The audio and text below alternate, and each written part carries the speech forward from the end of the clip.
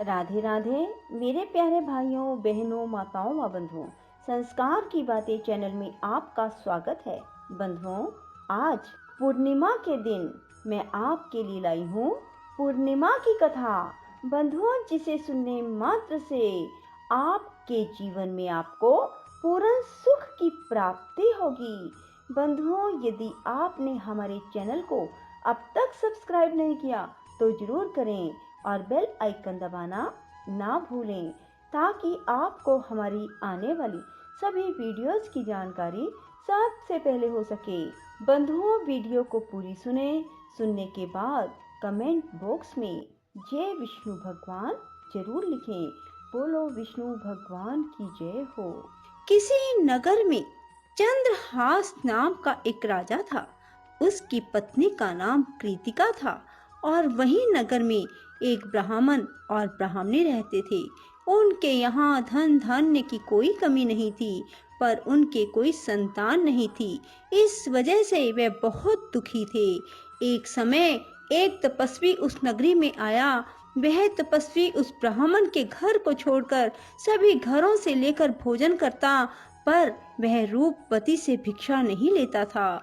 एक दिन जब तपस्वी ने किसी अन्य घर से भिक्षा ली और गंगा के किनारे जाकर प्रेम पूर्वक खाने लगा, तब धनेश्वर ने तपस्वी के सभी कार्यों को करते देखा और अपनी भिक्षा के अनादर को देखकर धनेश्वर तपस्वी से जाकर बोले, आप सभी घरों की भिक्षा लेते हैं, पर मेरे घर से भिक्षा क्यों नहीं लेते?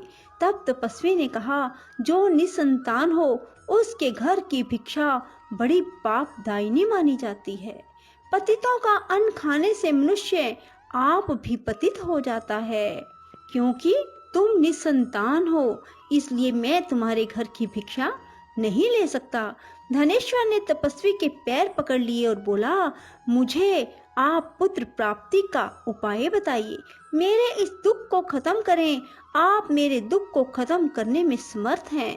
तब उसके द्वारा प्रार्थना करने पर तपस्वी कहने लगा, तुम चंडी की आराधना करो। और आकर उसने ब्राह्मणी को सारी बात बताई और खुद चंडी की तपस्या करने के लिए वन में चला गया। उसने चंडी की उपासना की, उपवास किया और 16वें दिन उसे चंडी ने दर्शन दिया और कहा कि तुम्हारे पुत्र होगा, पर वह 16 वर्ष का हो जाएगा तो मृत्यु को प्राप्त हो जाएगा। पर यदि तुम 32 पूर्णिमा का व्रत करोगे तो वह दीर्घायु प्राप्त करेगा। जितनी तुम्हारी समर्था हो उतने घी के दीपक बनाकर शिवलिंग के सामने जगाना, पर ऐसा 32 पूर्णिमा को ही करना। प्रातः काल होने पर इस स्थान पर तुम्हें एक आम का पेड़ दिखाई देगा। पेड़ पर चढ़कर एक आम तोड़ना और घर ले जाकर पत्नी को दे देना। अब वह स्वप्न से जागा और पत्नी को सारी बात बताई। स्नान करके पत्नी को खिलाना। प्रातः काल होने पर इस स्थान पर तुम्हें एक आम का पेड़ दिखाई देगा।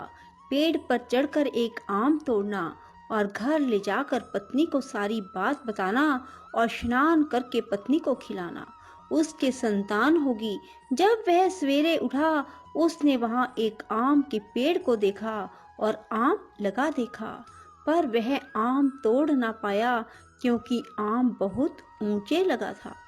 और गणेश जी से प्रार्थना करने लगा कि हे गणेश जी, मेरा कार्य सिद्ध करें और मैं अपना मनोरथ पूर्ण कर सकूं। गणेश जी की कृपा से धनेश्वर पेड़ पर चढ़ गया और उस फल को देखा।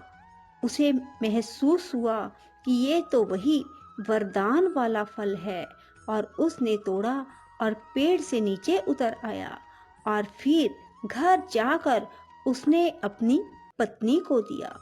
9वें महीने उसके पुत्र पैदा हुआ और पुत्र बहुत ही सुंदर और सुशील था।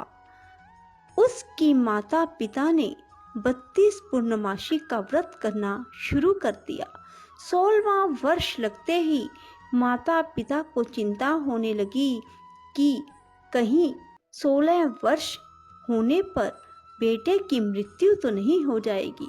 इसलिए उन्होंने अपने मन में विचार किया की ये घटना अगर उनके सामने घटित हुई तो क्या होगा। उन्होंने उस बच्चे के मामा को बुलवाया और कहा कि हमारी इच्छा है कि देवी दास को तुम 1 वर्ष के लिए काशी में ले जाकर विद्या ग्रहण करवाओ। उसे अकेला बिल्कुल नहीं छोड़ना, तुम सदा उसके साथ रहना। और इस तरह से उन्होंने अपने बेटे को 1 वर्ष के लिए काशी भेज दिया। किंतु यह बात मामा को नहीं बताई। धनेश्वर ने अपने पुत्र की मंगल कामना के लिए भगवती की आराधना शुरू कर दी और फिर 32 पूर्णिमा का व्रत पूरा कर लिया। कुछ दिनों के बाद मामा भांजा किसी गांव में ठहरे हुए थे। जिस धर्मशाला में वे ठहरे हुए थे वहां एक बारात ठहरी हुई थी। लगन के समय वर को कोई रोग हो गया। वर के पिता ने कुटुंबियों के साथ विचार विमर्श किया कि वह देवीदास को वर के रूप में ले जाते हैं और बाद में विवाह के अन्य काम अपने पुत्र के साथ करवा देंगे। वर का पिता देवीदास के पास गया और बोला, तुम थोड़ी देर के लिए अपने भांजे को हमें दे दो ताकि लगन का काम सुचारू रूप से हो सके। उसके मामा बोले, वर को जो मिले वो हमें देना, मेरा भांजा वर बन जाएगा। और वे मान गए और देवीदास को वर बनने के लिए भेज दिया। विवाह कार्य विधि पूर्वक संपन्न हो गया।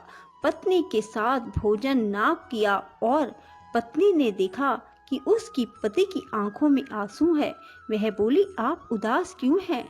लड़के ने सारी बात बताई। उस कन्या ने कहा, ऐसा कैसे हो सकता है?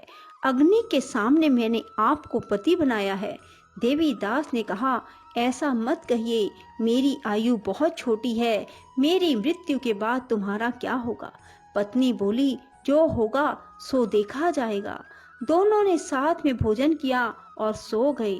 देवीदास ने जाने से पहले अपनी पत्नी को 3 नगों से जड़ी अंगूठी दी और एक रुमाल दिया और कहा कि इसे मेरा संकेत समझकर स्थिर चित्त हो जाओ। मेरा जन्म मरण जानने के लिए एक पुष्प वाटिका लगाओ और वहां नव मल्लिका लगाओ और उसे जल से सिंचित करती रहो। जिस दिन ये सूख जाए समझ लेना मेरे प्राणों का अंत हो गया, अर्थात मेरे प्राण निकल गए। जब ये फिर से हरे भरे हो जाएं तो समझ लेना मैं जीवित हो गया हूँ और इसे मेरा संकेत समझना। प्रातः काल होते ही विवाह कार्य संपन्न हुए तो कन्या ने अपने पिता से कहा, यह मेरा पति नहीं है, मेरा पति वही है जिसका रात्रि में मेरे साथ विवाह हुआ था। यदि यह मेरा पति है तो मुझे बताए कि रात्रि में हमारी क्या बातें हुई थी, इसने मुझे क्या दिया। ये बातें सुनकर वर कहता, मैं कुछ नहीं जानता। वह लज्जित होकर वहां से चला गया और बारात भी वापस लौट गई। मामा भांजा काशी विद्या अध्ययन के लिए चले गए और एक दिन काल से प्रेरित होकर एक सर्प देवीदास को काटने के लिए वहां पहुंचा। जहर की ज्वाला से सारे स्थान जहरीला हो गया। पूर्णिमा व्रत की कृपा से सांप उसे काट ना पाया। काल वहां आया, उसके शरीर से उसके प्राणों को निकालने की कोशिश करने लगा और वह मूर्छित हो गया। भगवान शिव पार्वती भी वहां आए। उसे मूर्छित दशा में देखकर माता पार्वती ने शिव जी से कहा, इसकी माता ने 32 पूर्णिमा का व्रत किया था, इसे प्राण दें। भक्त वत्सल भगवान ने उसे प्राण दान दिए। व्रत के प्रभाव से काल को भी पीछे हटना पड़ा। उसकी स्त्री उसकी प्रतीक्षा करती थी। उसने देखा कि पुष्प वाटिका में कुछ भी ना रहा और साथ ही देखा कि सब हरा भरा हो गया।